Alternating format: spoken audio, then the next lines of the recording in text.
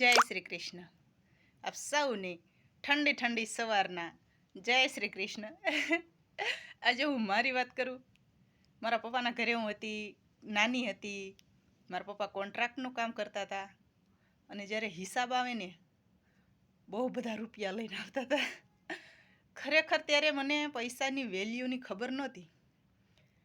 આ તો પપ્પાએ એવડા મોટા કર્યા, હાંચ્યા, સંસ્કાર આપ્યા, ભણાવ્યા, ગણાવ્યા, હારે મોકલ્યા ને.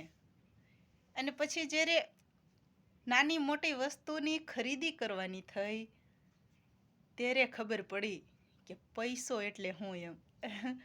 ખરેખર ખરેખર કહું છું, એમાં એક શબ્દ ખોટો નથી. જ્યાં સુધી કુંવારી હતી ને ત્યાં સુધી પૈસાનો મતલબ જ નહોતો ખબર. આ તો અહીંયા આવ્યા પછી ખબર પડી કે પૈસો જ જિંદગી છે એમ. પૈસા વગર કાંઈ નથી થતું.